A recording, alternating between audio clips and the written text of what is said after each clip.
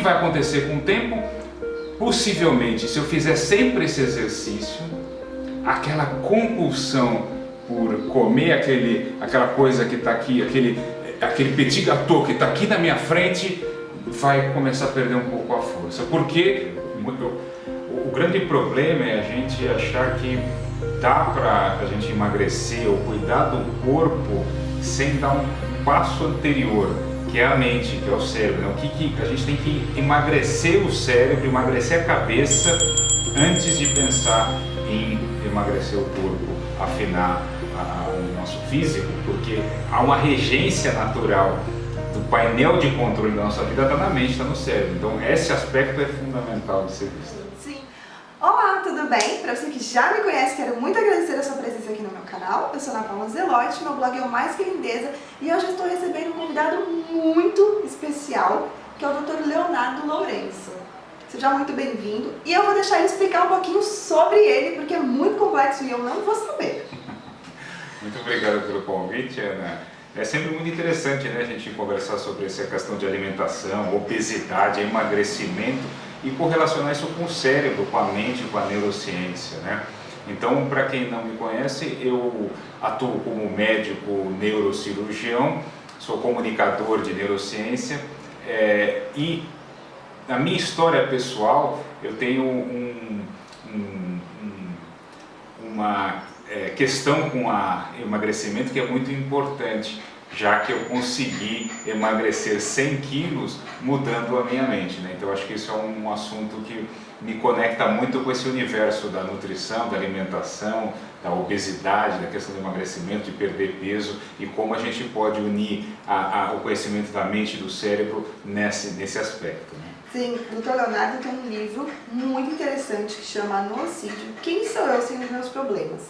Aqui ele conta um pouco sobre a história dele, sobre o trabalho dele com o emagrecimento dele e depois como ele começou a aplicar isso, né, no trabalho também. Esse aqui é meu, personalizado, ele escreveu pra mim faz um pouquinho mais de um ano e com certeza, olha só, agora é só você, com o amor, né? Então já deu pra entender que tem muito mais a ver com o nosso psicológico, né, o emagrecimento ou a nossa vida, do que exatamente com o que a gente come, né? Exato, porque o grande problema é a gente achar que dá para a gente emagrecer ou cuidar do corpo sem dar um passo anterior, que é a mente, que é o cérebro, né? A gente tem que emagrecer o cérebro, emagrecer a cabeça antes de pensar em emagrecer o corpo, afinar o nosso físico, porque há uma regência natural do painel de controle da nossa vida, está na mente, está no cérebro. Então esse aspecto é fundamental de ser visto. Sim, porque eu trabalho muito com os alimentos, né? Eu sempre falo que nós somos aquilo que nós digerimos. O que nós digerimos não é a comida que a gente comeu, é o carboidrato, a proteína, o lipídio. Porém, nada disso vai funcionar se nós não trabalharmos a nossa mente. O que eu acredito que seja assim, a questão que nos fez ganhar peso, porque não é só o que a gente come, né? Exatamente, isso é fundamental. Por que a gente dá errado as dietas que a gente faz? Por que tem travas mentais que nos sabotam no fim das contas? Justamente porque a gente não dá atenção às vezes a esse aspecto mental que rege a questão da compulsão por comer demais. Porque senão seria muito simples, né? Vamos emagrecer, é muito fácil, é só comer menos, né? Entra menos caloria na boca e a gente gasta mais. Racionalmente está perfeito, todo mundo conseguiria resolver, a gente acabaria com o problema da obesidade no mundo fazendo isso, mas não é bem assim. Por quê?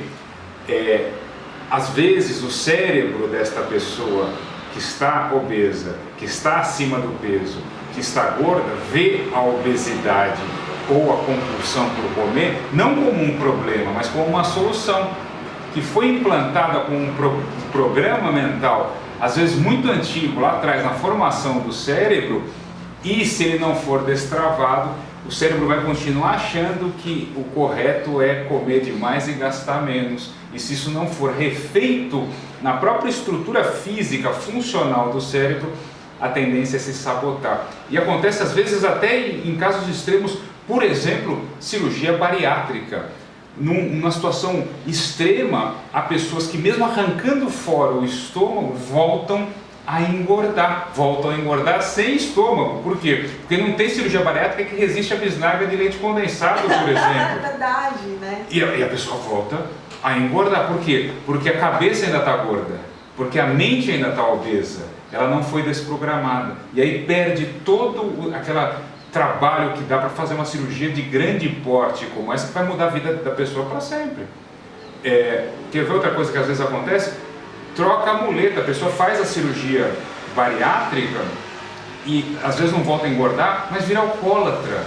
O índice de alcoolismo pós-cirurgia bariátrica é muito grande. Por quê? Porque a muleta fica trocada. E aí a pessoa tem que destravar o bloqueio mental para poder ser eficaz, qualquer que seja a técnica, seja cirurgia bariátrica, seja dieta, seja uma reeducação alimentar, seja atividade física, seja jejum intermitente, o que ela quiser, mas sempre lembrando que tem um aspecto mental que precisa ser visto para que esses caminhos sejam eficazes. Então, isso significa que mesmo que a pessoa passe a comer só um prato de salada, ainda assim ela pode não conseguir emagrecer. É basicamente isso, porque eu vou conseguir comer um prato de salada há quanto tempo?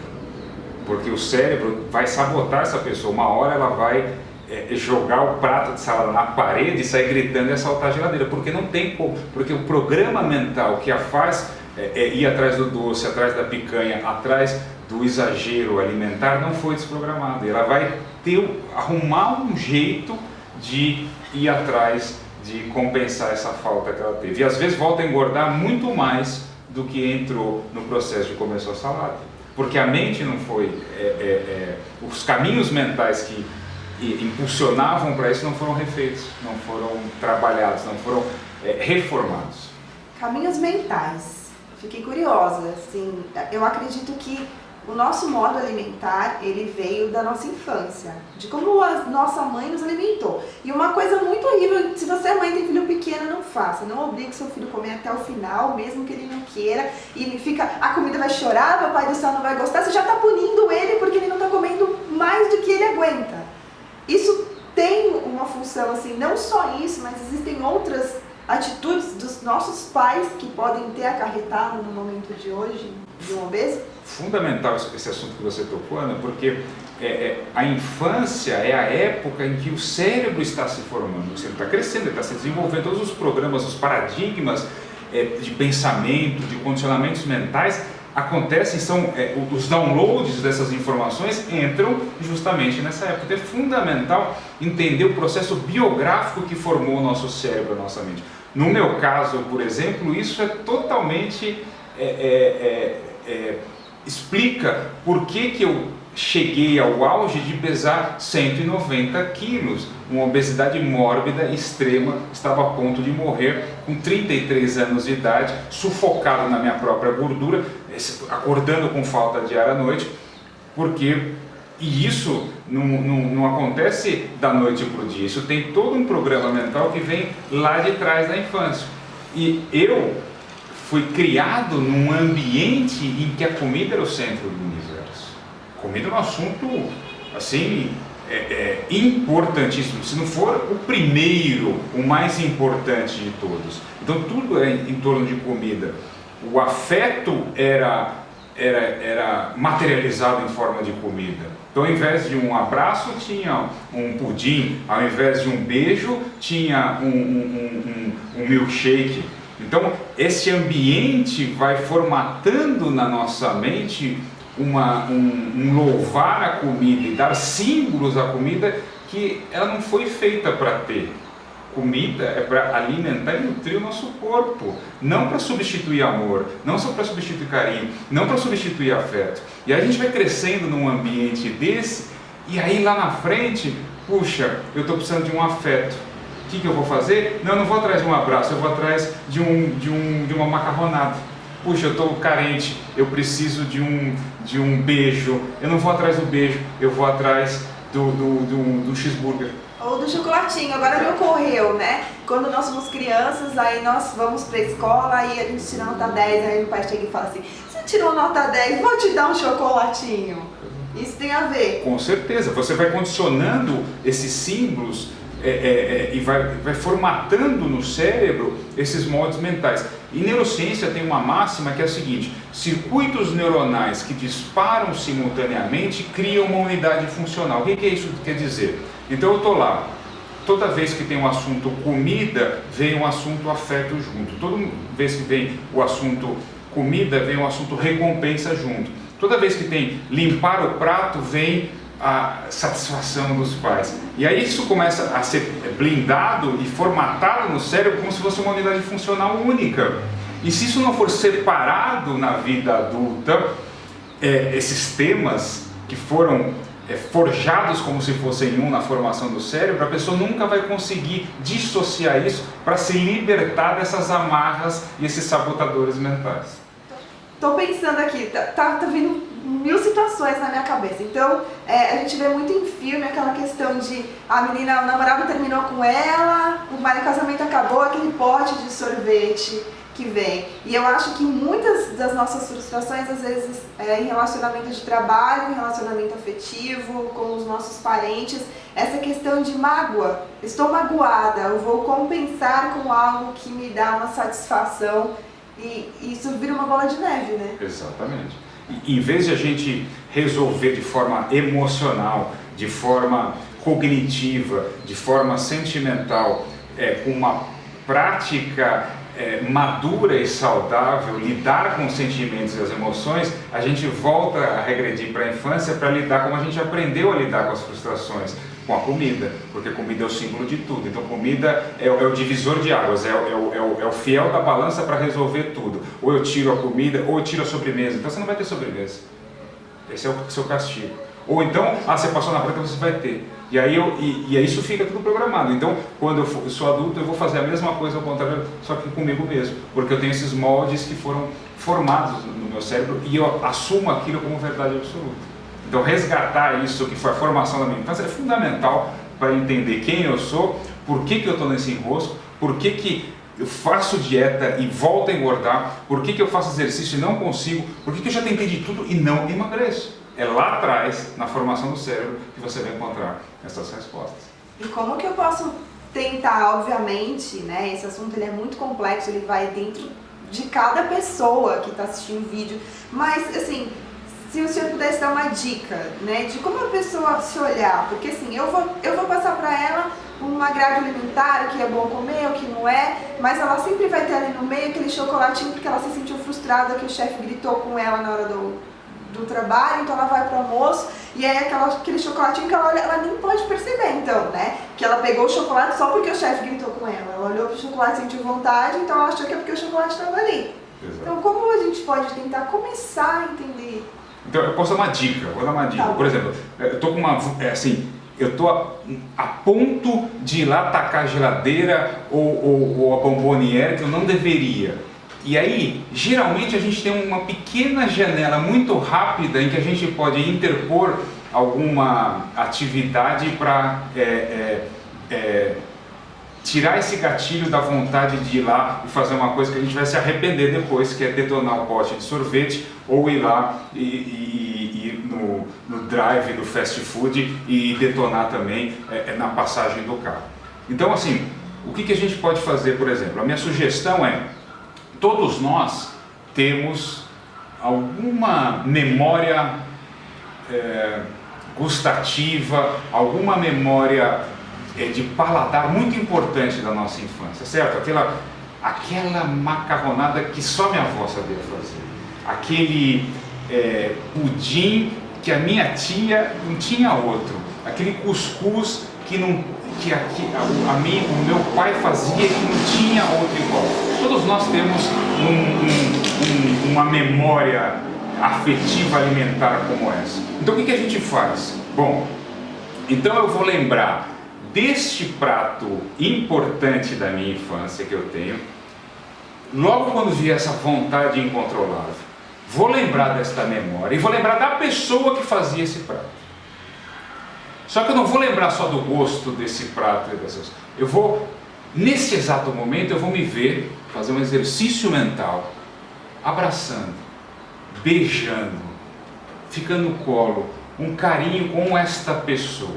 Porque aí eu vou começar a desassociar a compulsão alimentar atual daquela memória do paladar anterior com a parte do afeto, que pode ser expressa por outras formas que não só por comida, por exemplo abraço, por exemplo beijo, e me imaginando fazendo aquilo, além de comer aquele prato delicioso, trocando afeto com aquele cozinheiro especial que fazia aquele prato que só ele sabia fazer. O que vai acontecer com o tempo?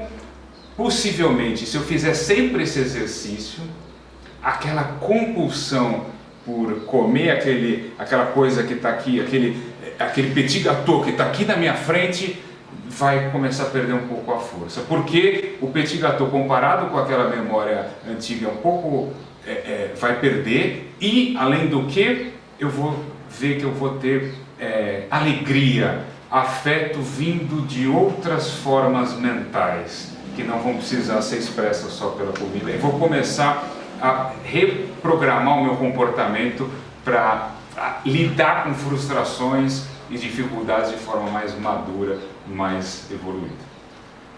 Bom, deu para perceber que o assunto é muito mais complexo do que uma dieta, do que uma reeducação alimentar, é uma reprogramação mental, neural, não sei como o Dr. Leonardo chama. Então eu vou pedir para ele passar o canal dele para vocês irem lá entender um pouco mais, porque tem bastante vídeo explicando, né? Tem. Então, quem quiser entender mais dessa área de neurociência, a questão do emagrecimento ou outros assuntos da parte de neurociência, pode buscar o meu canal do Instagram, @Dr. Leonardo Lourenço, ou o canal do YouTube, Dr. Leonardo Neuro, ou quem quiser se aprofundar ainda mais, toda a história pela qual eu consegui fazer o ritual, a prática, a técnica da transformação mental para eu me curar da obesidade, emagrecer 100 quilos, está no livro No Ocídio. É uma das histórias que tem no livro e que lá está bem detalhado todo o processo, como é que foi feito e tal, e eu consegui me curar da obesidade. Então basicamente são essas as fontes que se vocês quiserem seguir. E agradeço muito o convite para participar aqui. Eu que agradeço a sua honra de ter uma pessoa tão inteligente, tão experiente aqui para explicar um pouquinho. Se vocês gostarem, fala para ele voltar aqui para conversar mais, né? Vamos tentar criar mais conteúdo, mas para entender, porque às vezes a pessoa ela faz dieta, ela se sente tão frustrada que ela fez dieta, que ela comeu direitinho, que ela seguiu tudo e não conseguiu emagrecer. Às vezes está dentro dela um problema que primeiro vai ter que ser tratado esse problema para depois ir para a balança, para a questão do peso. Então é muito importante vocês terem essa luz, né? Entender que tem algo mais, não é só porque você não consegue comer. Muito obrigada, Dr. Leonardo. Super beijo e até o próximo vídeo.